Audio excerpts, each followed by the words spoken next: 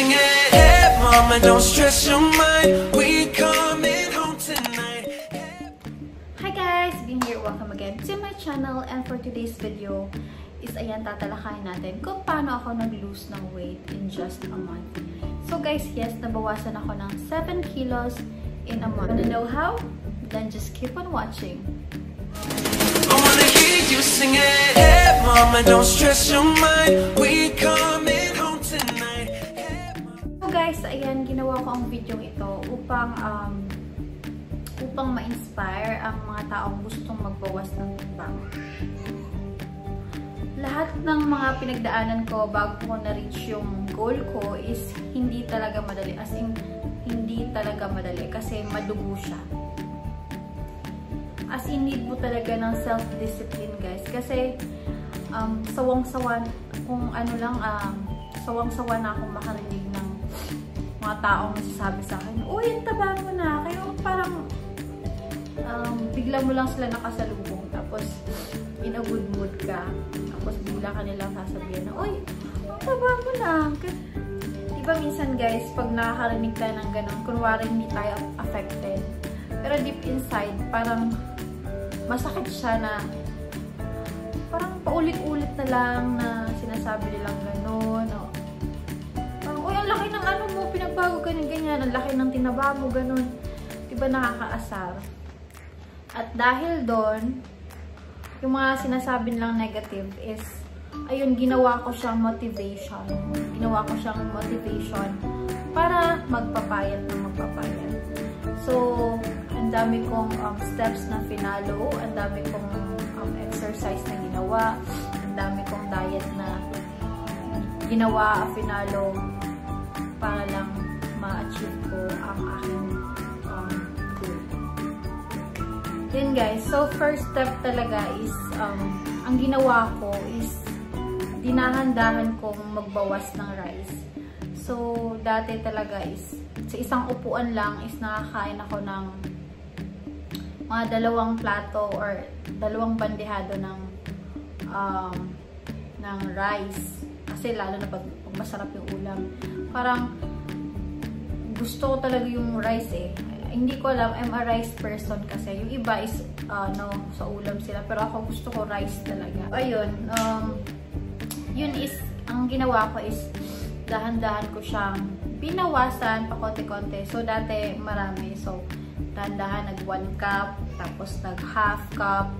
Tapos, nung nasanay na yung katawan ko is ina-apply ko na yung 3 tablespoon of rice or sometimes 5 tablespoon, ganon. Tapos, second is nagbawas ako ng mga, kasi gusto ko rin yung mga junk foods. Ang dami kong gustong junk foods. So, ayun, binawasan ko rin yun. Nag-stop ako. Soft drinks, kinat ko rin. As in, naging strict ako sa diet ko. Finalo ko talaga yung finalo ko yung low calories, diet, low calories, low carb diet. Lahat, nag-IF pa ako. Pinalo ko talaga. Tapos, syempre, hindi naman madali na papayat ka kaagad. So, ang ginawa ko is sinabayan ko siya ng exercise. Ayan, makikita nyo sa mga videos ko is pinafollow ko yung floating na exercises. So, ayan, yun talaga nakapagpa-help sa akin na magkaroon ng abs. Tsaka nag-lose ako ng weight doon in just a month. So, yun guys, sorry pala if naisipon ako, nagsasalita akong sumisinga kasi naisipon ako. So, third, umiinom rin ako ng tea or green tea. Ayan. So, 2 klase ng tea yung pwede nating i-intake.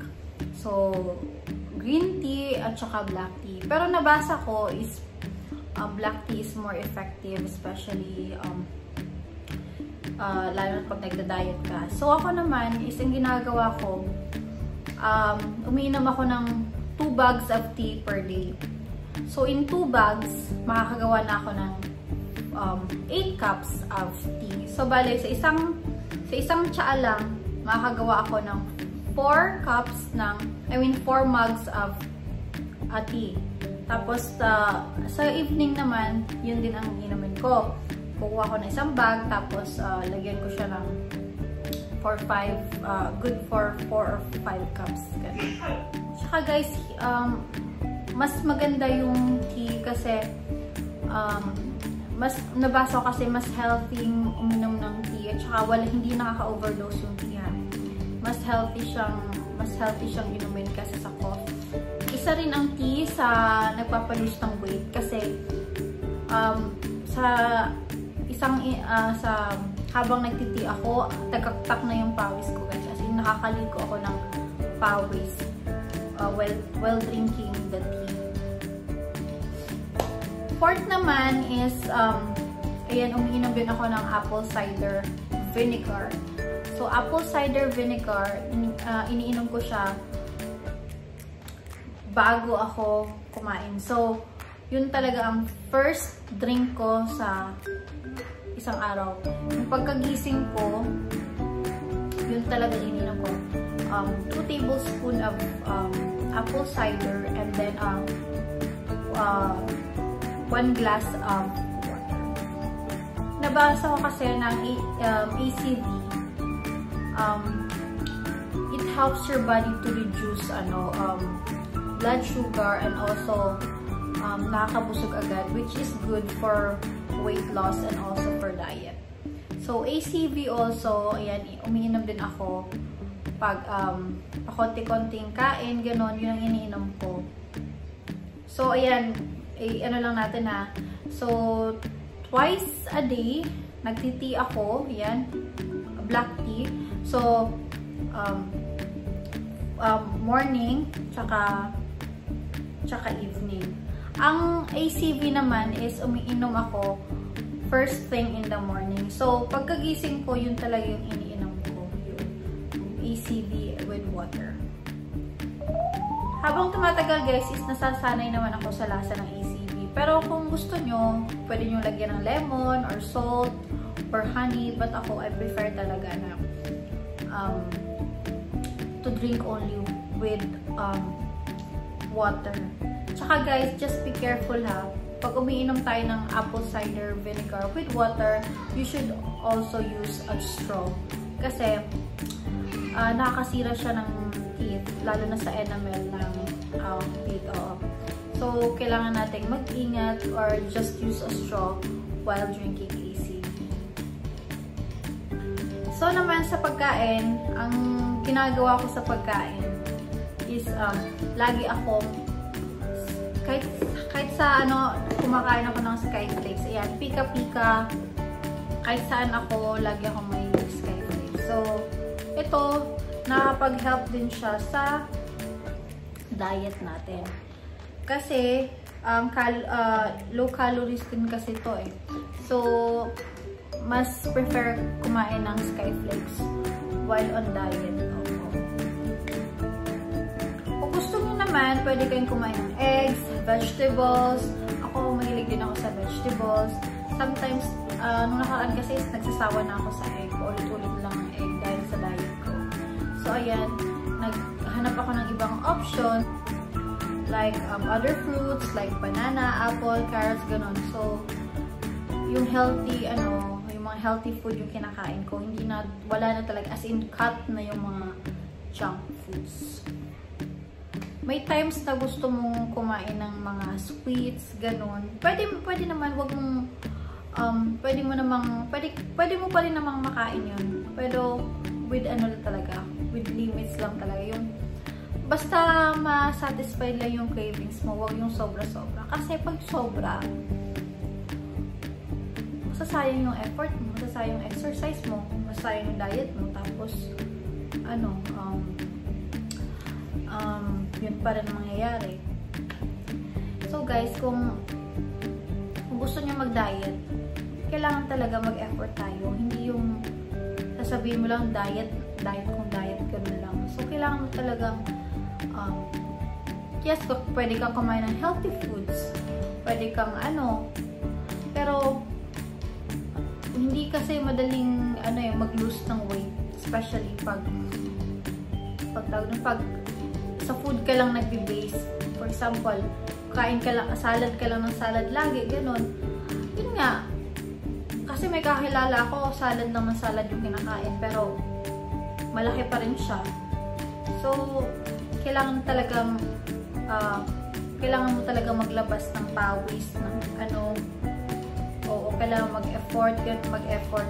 Hindi kasi talaga madali yung magpapapayat, guys. So, hindi talagang mas healthy talaga pag may lumabas na sweat from your body. Tsaka, huwag kayong agad yung tawag dun.